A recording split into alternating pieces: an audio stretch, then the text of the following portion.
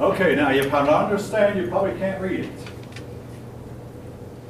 This is the world map. I'm going to write on the board what they expect you to know. I mean, I'm not going to ask you where Liechtenstein is or where Monaco is. I mean, but we're going to ask you the places we'll be visiting this year. Basically, what this is the world map, and yes, it's what's called public domain. That means it's not copyrighted. I got it from the internet. Downloaded it. I mean, public domain means you can download it and use it without getting permission from the author. So this is a public domain world map. Now, what do I want you to know? All right, North America, Italy, Vietnam, Scandinavia, oops,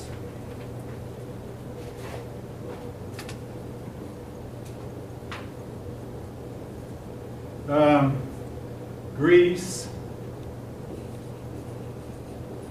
Italy. You said Italy already. India. I looked at crossways. Thank you. India. Japan. Korea. China. South America.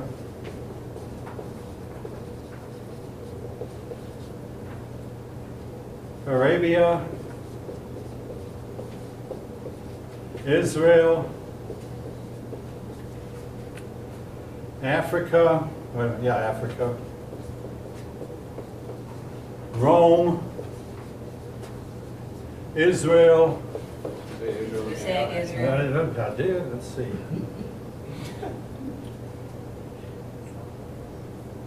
Third row, fourth, bottom. Oh, Arabia, Israel, okay, wrong.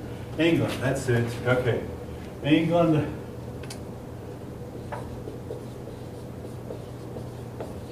France,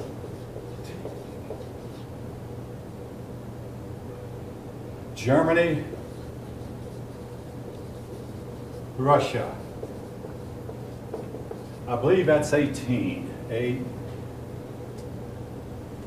That's 18. All right, 18 areas. Now, these are the areas that we'll be talking about before the semester's out. Now, if you don't know where Scandinavia is, it's not the name of a country, but it is the name of geography. But if you don't know it, please don't ask me. You have all kinds of resources. Look it up. You can ask your neighbor for right now. Don't do that on a test, though. And if you don't, somebody said Arabia is not a country. It's a geographical expression, like Scandinavia. There is a place in this world called Arabia.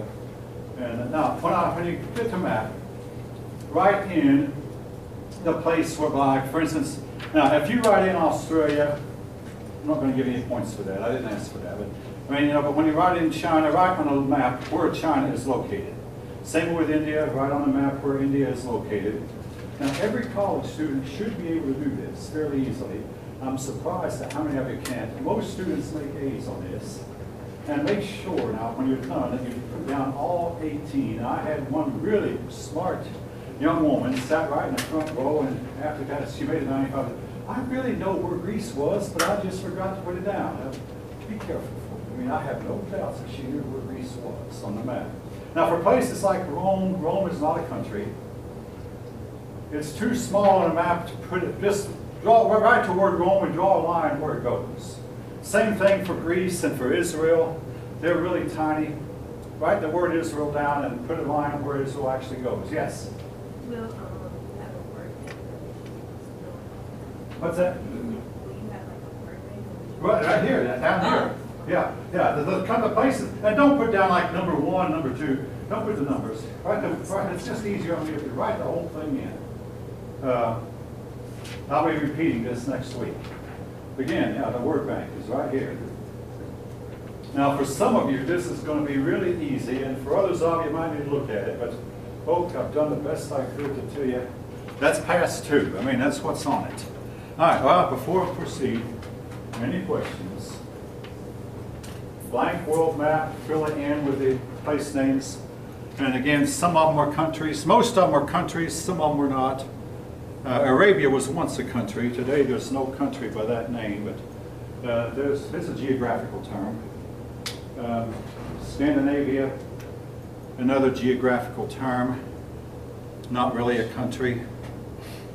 All right, well then in that case, we'll move on.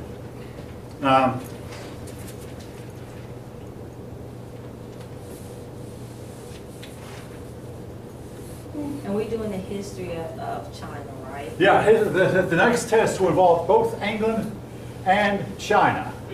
India and China. India, I mean, yeah, I was looking at England right here. Oh man, I must be getting old. India and China. India, chapter 2. All right, now, let's see. Few things I'll go over though with the time we have left. And hey, folk, I'm almost tempted to turn the camera off and benefit only you who are here, but I won't do that yet. But I'm not saying I won't do that lateness. I have done it. Just turn the camera off and say, okay, I'm going to show favoritism to the ones of you who came today, Yes, and do that. disfavor the ones who Yes. didn't. Okay. It might. It's tempting, but not this time. Not this time, but now next time maybe. Why not? I mean, if the attendance keeps going, I mean, for a class where the half of you are making low grades, the attendance, nothing against any of you, but quite a bit against the ones who didn't show up today. All right. Okay. Few terms I want you to know. All right. In this land of India, the whole world was once a big supercontinent called Pangaea. These continents split. And of course, you can look on a map and see that South America fits snugly into Africa here, and North America fits into North Africa, and you might not realize these mountains here in Scandinavia are the same as the Appalachian Mountains that are part of Georgia, but at one time the earth split off, and this area moved north and east, but these mountains are the same mountain range, at least according to what I've read. But one continent did something different. Right down here where Antarctica went south, wait, no, it's right here. Antarctica went south, South America went west, Australia ventured over the east, but India went across the Indian Ocean and bumped hard into South Asia and pushed up the Himalayan mountains. It's the tallest mountains on earth. Now, I've got to ask, how many of you have heard this from other sources? One of you, okay. The earth sits on two of you. The earth sits on tectonic plates. And a couple of times, at least in the earth's history, these plates have moved drastically. Doesn't that cause earthquakes? What's that? Isn't that the cause of earthquakes? Yes, where these fault lines, where the plates come together is a line called a fault line. And every once in a while, the fault line will move and create an earthquake. And earthquakes are making a lot of news here of late, indicating that there's some disturbance or whatever under the earth. But yes, earthquakes. There was a big earthquake in Taiwan just over the weekend. And anyway, yeah, that's caused earthquakes. So apparently the earth once underwent some tremendous earthquake. Anyway, India. One of the earliest civilizations in India is the Dravidian civilization. They were the first. One of the biggest cities of the old time was Mohenjo-Daro. So what is Dravidian? Dravidian is the name of the original Indian civilization. We don't know much about them. They did have some writing, but their writing, we cannot decipher their writing and won't until we find a whole lot more. Deciphering ancient writings can only be done if you find parallel script like we found with the Rosetta Stone, where we found the script written in 3 languages. We knew one of them, and the other 2 were saying the same thing, and oh, that was great. We were able to just decipher the other 2 languages. Or you have to have a whole lot of text, and eventually you can figure out the text. But we have not deciphered the Dravidian writings. Mohenjo-Daro, it means city of the dead. And last spring I had the class write a paper on Mohenjo-Daro, and I was disappointed. Some people say Mohenjo-Daro was destroyed by a nuclear bomb, just like they say Ur was destroyed by a nuclear bomb. You can believe what you want to. I mean, the obvious thing today, scientists will tell you today, so that nuclear weapons were not invented until 1945. You can believe that if you want to, but Mohenjo-Daro, the city we found that has been uninhabited for a long time. The civilization it came from is known as the Indus Valley. Now, while I'm hitting really fast here because of time constraints, I go into much more detail online. The Indus Valley is contemporary, probably the Sumerian. It's 1,000 miles from Sumer. The Indus River is located right here in what is today Pakistan, and it flows through here on the northwest part of India, and it's located, again, this map overlaps a bit, it's located about 1,000 miles, actually farther, a little farther from what was once called Sumer. And we know that Sumer and the Indus Valley people did trade with each other because we find Sumerian artifacts over here and Indus Valley artifacts over here. So what is the definition you want us to put down? For Indus Valley, located in what is today Pakistan, is an ancient civilization that has the cities of Mohenjo-Daro and Harappa.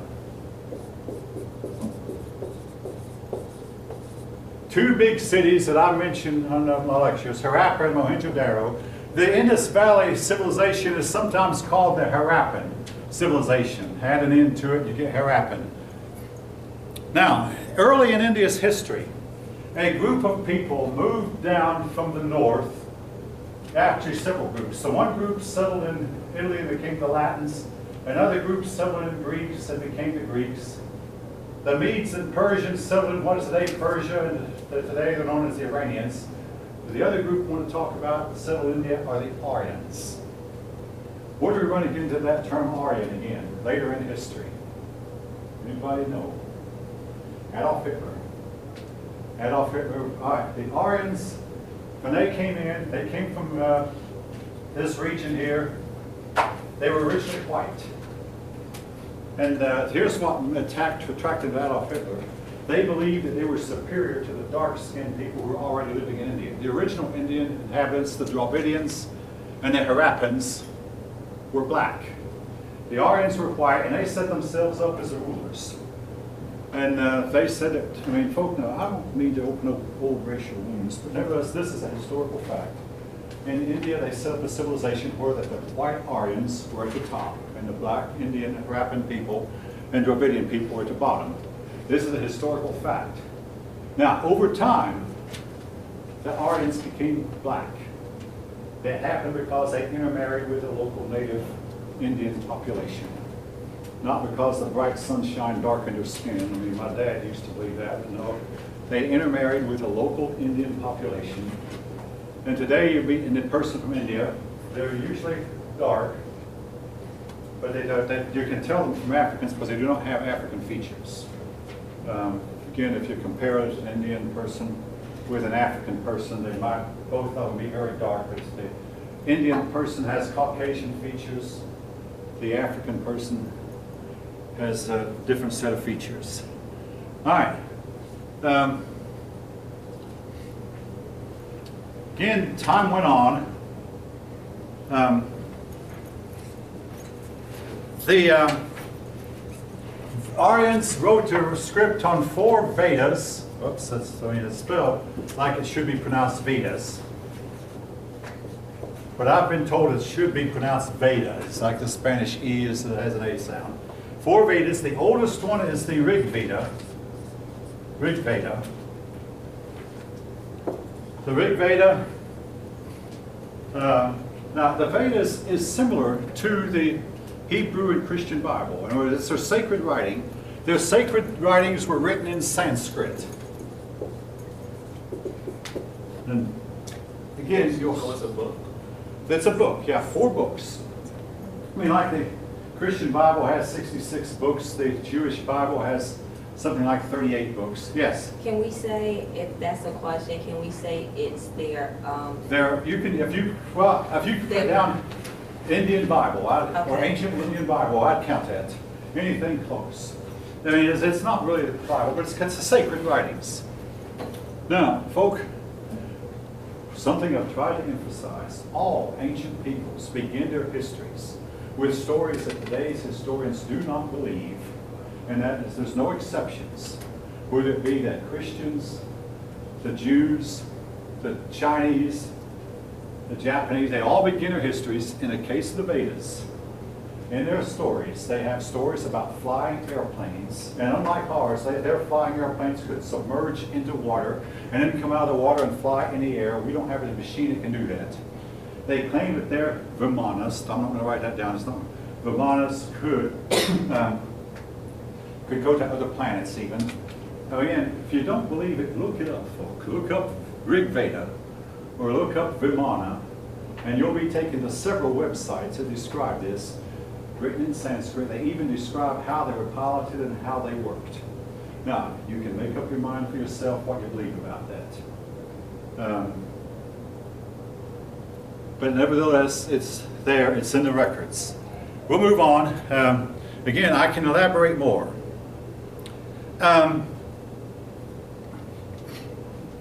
Wait, what about the other Greek books? The what? The other Greek books of The the Vedas? Oh, the other three.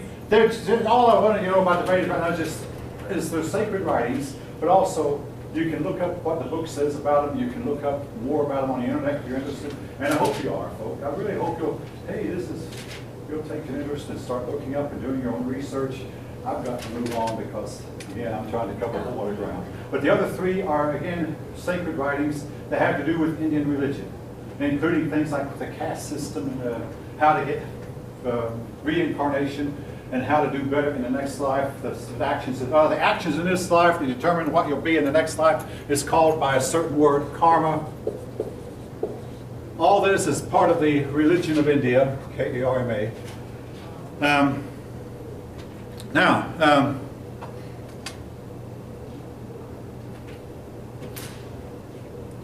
Originally, the Indian people are known to have worshipped a god called Deus. This might look to you like the Spanish Dios. I mean, after all, the Indians, some of them that came from Northern Europe, like the Spanish did, or like the word deity, and like the Chinese Shangdi,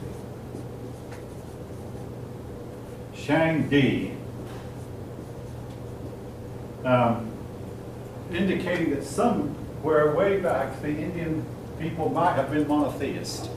There is a case that can be made for that, and most historians will dispute that and say that monotheism was an invention of the Hebrews, but others will say that no, there's evidence that a lot of people, in fact maybe all people, were originally monotheist. Now, I want to elaborate a little bit on the religion of India. Anything to do with India is called Hindu, including their religion. Hinduism has no known founder. It's a religion that evolved over time. Just gradually, it seemed like they developed this idea and that idea and evolved over time. It emphasizes a couple of things that's different from what Westerners generally believe. One of them is reincarnation, that you can come back as a better person in the next life, or you can come back as a worse. They do not, well, they also believe that if you did not live a particularly good life in this life, you'll come back as an animal. If you're a really, really bad person, you might come back as a venomous snake. Or if you were, or you might come back as a rodent or a bug. But then if you become good as a venomous snake, however you can manage that, you'll come back as something higher. So they look on all animal life as being sacred, and therefore it should not be killed. I'm going to digress here for a minute. I have observed personally that persons who really love animals and are into animal rights oftentimes have a cold attitude toward their fellow humans. In India, it's no different. Compassion, folks, this isn't a book.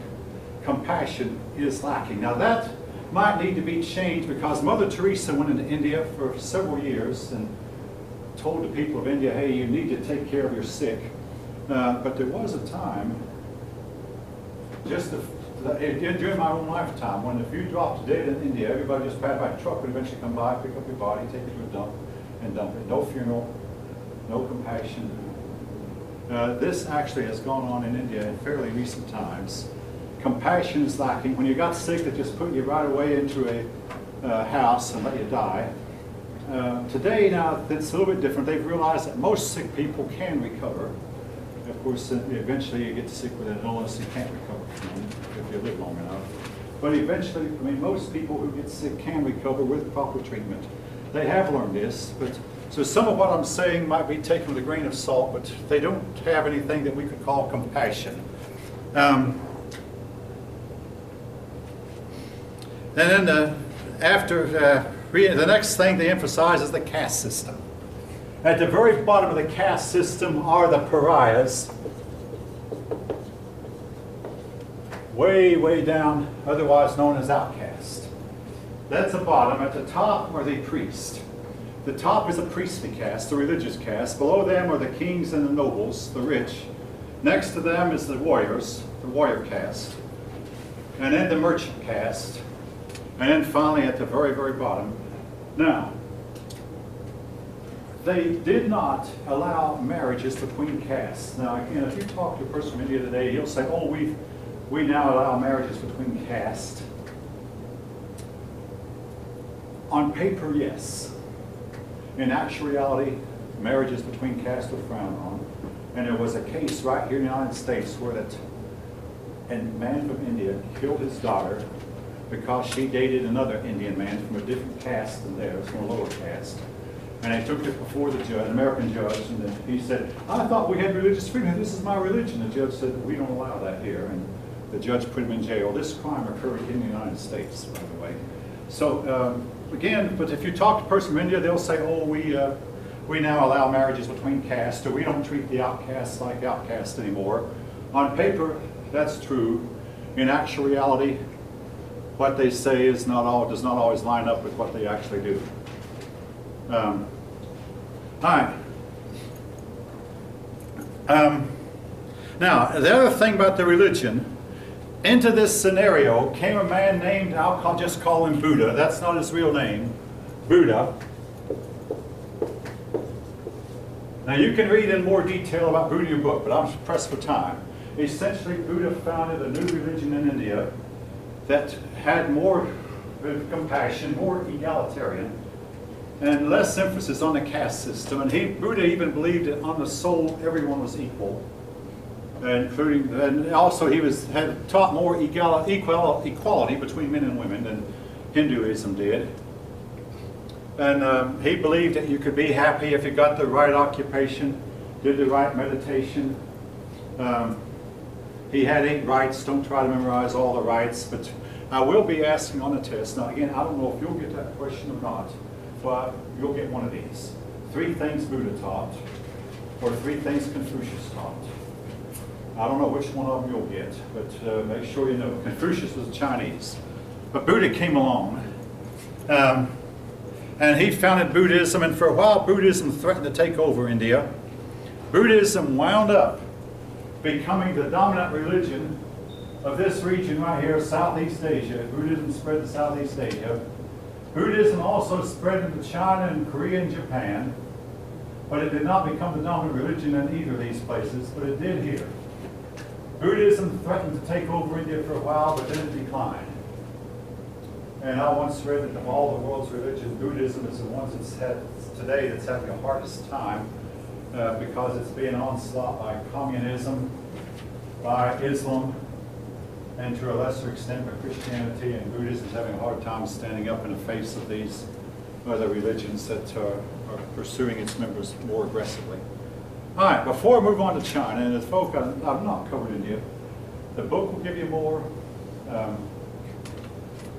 Anybody have any questions? Okay, China.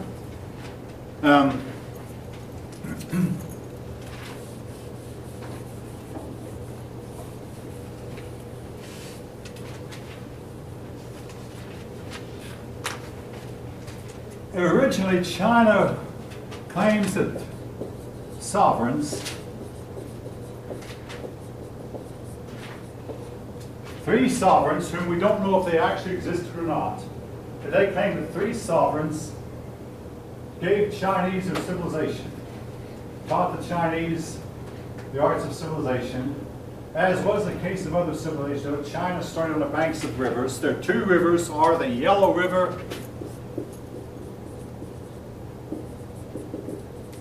and Yangtze.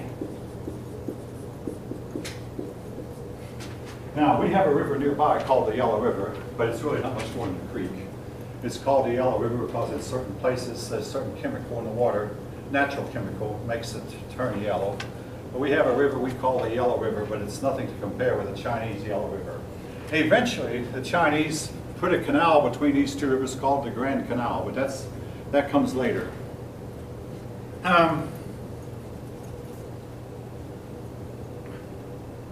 Now, the Chinese history is divided according to its dynasties, like the Egyptians. But the Chinese named their dynasties. Unlike the Egyptians who call it the first dynasty, second dynasty, the Chinese named their dynasties. Some of the main dynasties, one of the main ones we'll talk about is the Han. That one lasted for 900 years. Wait, the Han one lasted 400 years. They had another one that did last for 900. The Han was the dynasty that was from 200 BCE to about 200 CE, 200 years before the Common Era to 200 years into the Common Era.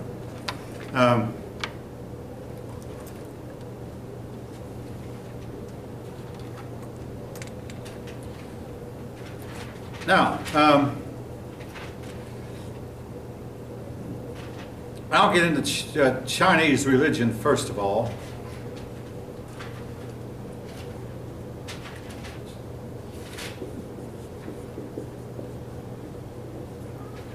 Throughout most of its history, the Chinese have practiced Confucianism. The founder was Confucius. Now, if you study Chinese philosophy and Chinese philosophers, you might notice, I believe without exception, all of them were either killed violently for their beliefs, or they were not honored until after they were gone. Now, Christian people have done this, and Jews have done this also, but the Chinese were notoriously bad. Confucius was never honored while he was alive, but he was after he was gone. The Chinese have killed several of their philosophers, and then after they killed them, they put them up on a pedestal and honored them and practically worshipped them. But Confucius, Confucius emphasized the very practical aspects of life, what your book calls the real aspects of daily living. In other words, what works best. And this is with the weakness of Confucianism. It has very little to do with spirituality. A young mother who realizes she's about to lose a 2-year-old child to a disease that nobody can cure, and yes, this happens in the modern world, can find no comfort with Confucius because he only believed in the here and now. We do not even know if Confucius believed that there was a God. A lot of the people who came after him, some of the main philosophers, were convinced that there was no God, but they said what we need is a philosophy of something to live by, because otherwise we have chaos. But we don't know if Confucius had anything spiritual about him or not.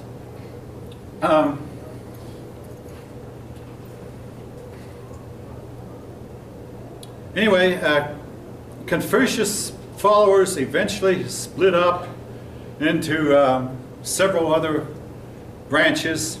The one branch was founded by his follower Mencius, a disciple of Confucius.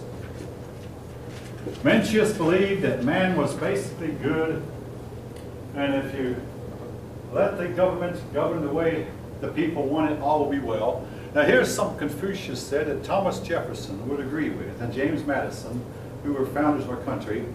They said that the government rules by the consent of the governed. Not by divine will, but by the consent of the governed. And when the government does not fulfill your needs or your wants, it's up to you. You have the right to abolish that government. That's why the Chinese would sometimes change their dynasties once in a while. Mencius believed that man was basically good. But along comes another group of people, the legalists. The legalists said that man was basically evil, and it was up to government to quelch man's evil nature and evil desires by meting out harsh punishments toward offenders, making sure that The laws were obeyed, and in general, ruling with an iron fist or a firm hand, not letting the bad have their way. The legalist.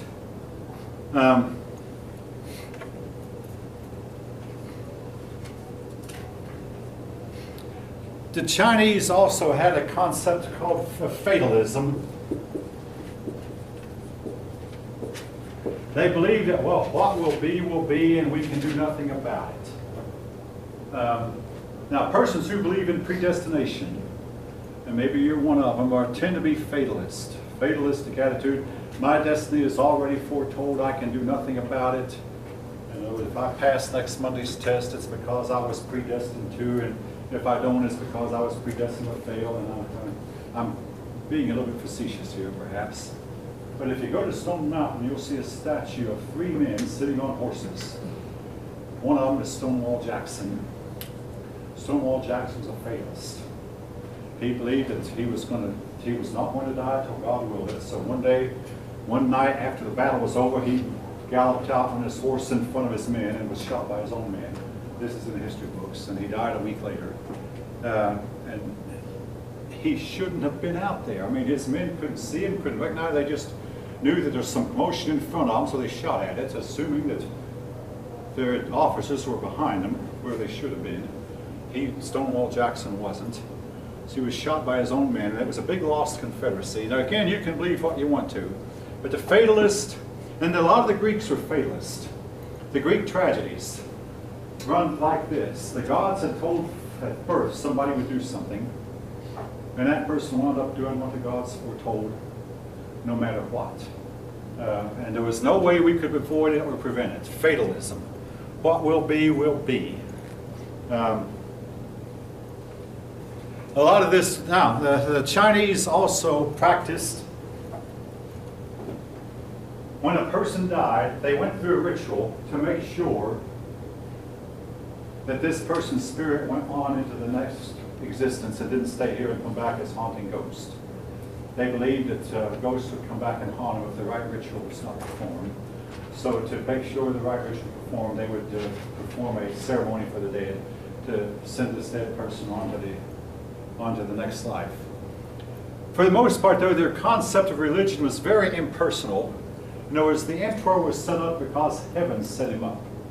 Heaven, what was heaven? Heaven was a myriad of nameless, many, numerous gods that seemed to have no name. It's just heaven, and therefore their concept of themselves. It was that we're all part of a big sea of humanity, somewhat similar to communist masses, and maybe that's one reason China was able to embrace communism in 1949, because Karl Marx and the Communist talk about the masses. And I want to say this, folks, there are no masses. We're all individuals. Hopefully we're clear on that. If you're a communist, you believe that, oh, there's the masses, and the masses follow a leader, and someday the masses are going to go out and take over. But heaven was the masses to them, the masses of their gods. And heaven decided when the emperor took over, how long the emperor lasted, and when a new dynasty took over. Heaven would accept an emperor or reject an emperor. I want to say this. Oh yeah, eventually the Chinese built the Great Wall of China, which is that the Great Wall of China was built, folks, to keep the Mongolians out. They had a lot of competition from the Mongolians, and they built it to keep the Mongolians out. Now, a point I want to make about the Chinese, we'll be coming back to China 2 more times, in chapter 5 and then something like chapter 9, I believe. Up until the year 1500, the Chinese were probably the most creative and inventive people on the face of the earth, with a possible exception of the Sumerians. The Chinese invented porcelain, they invented steel. You don't have to write this down. They invented the rudder for boats, the fore and aft rigging for sails, movable sails, all of which is very important in navigation. They invented steel, gunpowder, the printing press, paper money, banks, with a wheelbarrow, crossbows, excellent. The inventions that they made, folks, should have propelled them to the top of the world and should have enabled them to conquer the whole world. They didn't. And as to why they didn't, along eventually came some of their philosophers and told them that, number one, you're better than anybody else, so there's nothing that you need to learn from anybody else. Their philosophers also told them that paper money leads to greed, and without paper money, you can't have a complex economy. Without this, you can't have a complex economy. That banks lead to greed, banks lead to people getting too deep in debt. Abolish the banks, abolish the paper money, and eventually, now this we're going to run into several times throughout history, where that theology, bad theology winds up destroying people. In Christianity, there are areas where it appears that Christianity conflicts with science. Islam, what kept Islam from advancing and taking over, one of the things was they were ahead of Europe scientifically. But along came some clerics and they said, no, this science conflicts with our faith, so they abandoned science. It almost happened to Europe. But in Europe, science went ahead and marched on anyway. I want to say this, folks, about science. If science seems to conflict with your faith, in my other class, I had a case of a fellow who dropped it. Hey, well, this is science. And he dropped his pencil, and gravity pulled it down to the ground. I said, okay, that's, you can observe it. It can be repeated. It can be observed over and over again. You get the same results every time. Now, explain to me how gravity works. And I said, I'll give you a hint. I can't do it. He couldn't either. We don't have, science does not have any good theories today on why anything actually works. We can put together gadgets. I mean, yeah, I've got in my shirt pocket a gadget contains about 1 million little transistors and diodes and capacitors, resistors, 1 million of them crammed together. Yeah, we got gadgets. We don't even know which direction electricity flows through a wire. Does it flow from positive, negative, negative, positive? We one time thought we figured that out. Every theory we have has some kind of compelling reason why it can't be so. And there's two types. There's theoretical and practical. The practical is where you put together gadgets and they work. That's practical. Theoretical is explaining why. Don't let anyone tell you that modern science is disproven theology. Modern science is proven or disproven nothing. If you want to argue that, go ahead. I mean, explain to me, if you can, how gravity works. Nikola Tesla tried it. His ideas are not accepted today. Einstein tried it. Newton didn't even try. I'll say this about gravity. The law of gravity that Newton set forth works inside the solar system. Go outside the solar system, and it seems like gravity, the laws of Newton break down. There's not enough matter to hold the galaxies together. So what do? They say, well, 90% of the universe must be made up of dark matter that we cannot see. How many of you ever heard of dark matter? No, dark matter. Yeah, we can't see. Then they try to explain why are so many galaxies going away from us at 25,000. Well, there must be some dark energy moving the universe apart, but we can't see the dark energy. Basically, the science breaks down when they get outside the solar system. Newton's laws of gravity seem to break down. Newton's laws of motion and energy seems to break down. What we know about the universe outside our solar system can be summed up in one word. That word contains 7 letters. And that word is nothing.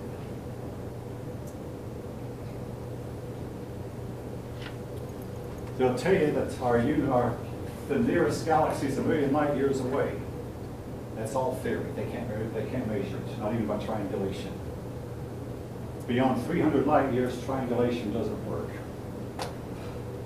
All right, anyway, I'm jumping around in the story a little bit, but anyways, science and theology have seemed to conflict, not just for Christianity, but for Islam, for Confucianism, and maybe, I don't know much about if it conflicts with Hinduism or not, but it seems to have done a lot to hold people back. Okay.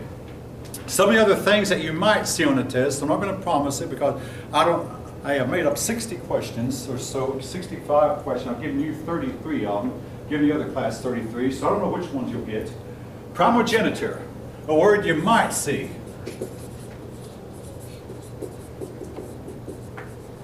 What is primogeniture? It's the right of the firstborn son to inherit an estate.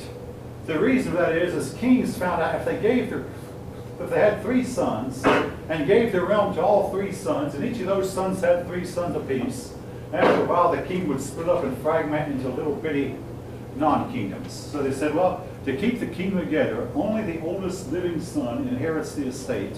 And then for the nobles, the same thing. Only the oldest son gets all the land, gets all the estate. Then the younger son might get gifts or might get titles, but the younger sons don't get the estate. Only primogeniture, that only the oldest son gets the estate.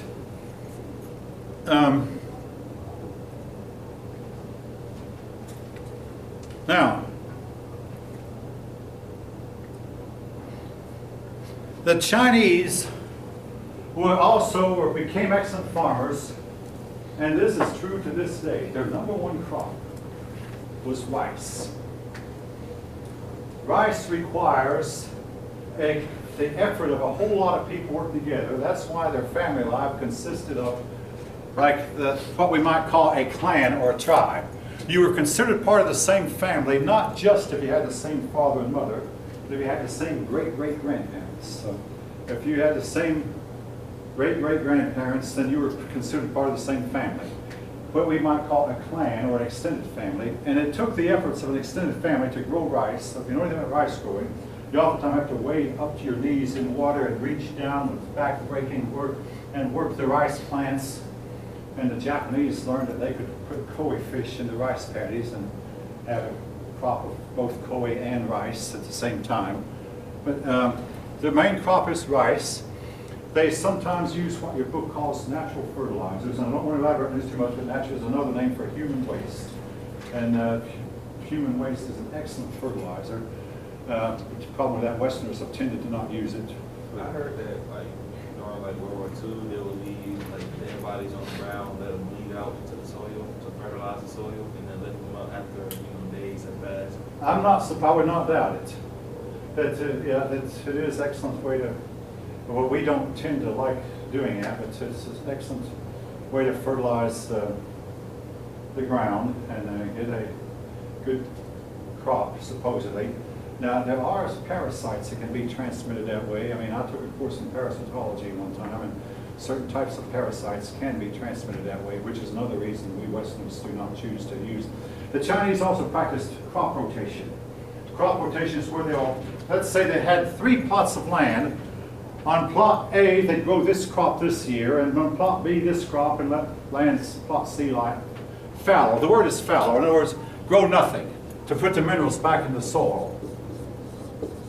Just, hey, we're not going to. Then the next year, they would grow the crop they'd grown on crop A to crop B, and the crop they'd grown on crop B, they'd grow on crop C, and they'd let crop A, land A lie fallow. And every 3rd year, certain land would lie fallow. The Jews were told to plant for 6 years, and on the 7th year, don't plant. And again, we know the reason now for that. You've overworked the land. Now, of course, today we put fertilizers back into the land to put the minerals and nutrients back into the soil. But even so, it's sometimes best to let land sit for a year and not plant anything, or rotate the crops. Again, different crops require different things to grow.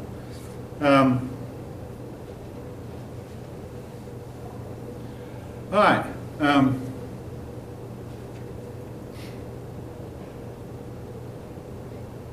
Few terms about that I missed from India. The word Raja, spelled R-A-J-A. That's an Indian word for great one. Maharaja means very, very great one. And if you ever listen to Rush Limbaugh, he sometimes refers to himself as Maharishi, which is another way of saying the great, great, great Rush. Again, you might think he has an That's English. my son's name. What's that? That's my son's name. Oh, My okay. child. Raja? Okay. Great one. Yeah. Great one. High one. The ultimate level, what the Hindu people and even Buddhists hope to achieve by coming back in the next life was an ultimate state called Brahman, which I did not mention. In other words, eventually you'd transcend, you get to Brahman where you would transcend all of earth and all of earth's desires, and you would not have to come back anymore. Ultimate level of Brahman. The Hindus,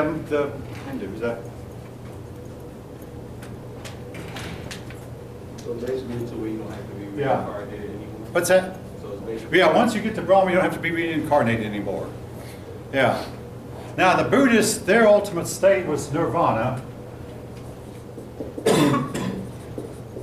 Nirvana has sometimes been associated with Hinduism, but mostly nirvana is associated with Buddhism, and Brahman with Hinduism. And in both cases, it meant the ultimate state. One of the things Buddha taught was when you get rid of all desire, you'll be happy. That's desire is what brings on misery. When you want something and somehow don't get it, but get rid of all desire and you'll be happy. Again, folks, I'm only teaching about this. I'm not trying to teach this. Don't have any possessions, or be able to let go of all your possessions, and you'll be happy. Now, most of you might have heard this one, but another aspect of Hindu religion is a practice of transcendental meditation or body exercise called yoga. The Hindu and Buddhists emphasize meditation.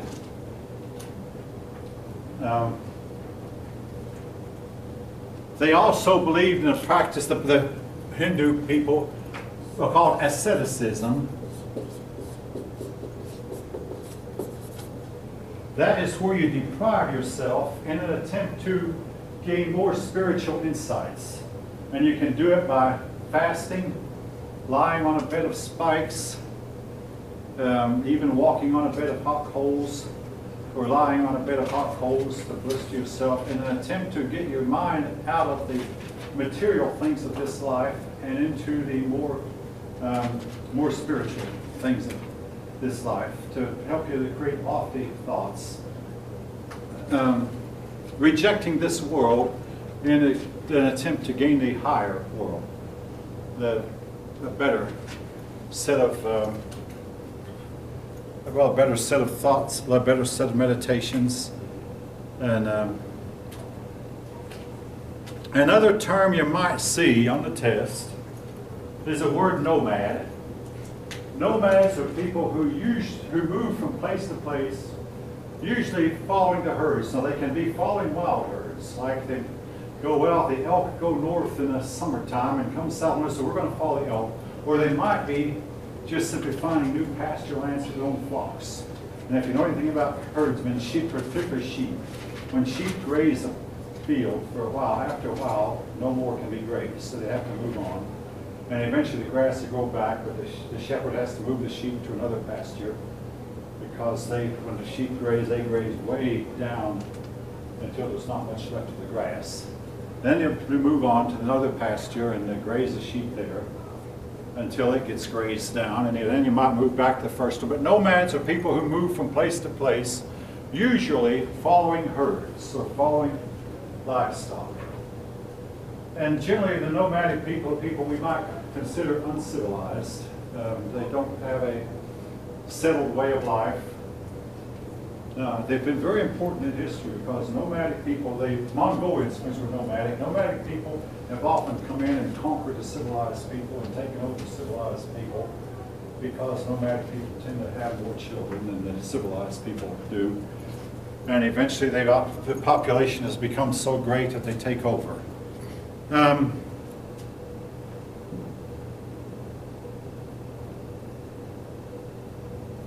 Now,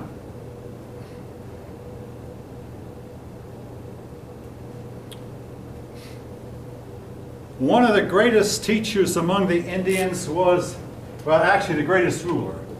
The greatest ruler was a man named Asoka. He conquered most of India, A-S-O-K-A, and then he converted to Buddhism. So he went around pursuing peace after that, and He set up shrines where Buddha had lived and where Buddha had taught and where Buddha had done this or that. And these shrines were called stupas. And if you visit India today, you can see a lot of the stupas that Ashoka set up. They're places that were sacred to Buddha, or sacred to the people who follow Buddha. Holy places, sacred places. All right. By my watch, it's 11 minutes after 2. Does anybody have any questions, comments? Again, if you really want to do well on a test, I want to remind you, you really, really badly need to study my lectures. Of course, you need to read the chapters, and unlike this other test, most of it will be found in the book. You know, just about everything I said here today, including one I said about Pangaea and India bumping into Southern Asia, that's in the book, folk. And about the 4 Vedas, the Rig Veda. Now, one thing that's not in the book is about the Rig Veda talking about space travel or flying machines. That's not in the book. You know that?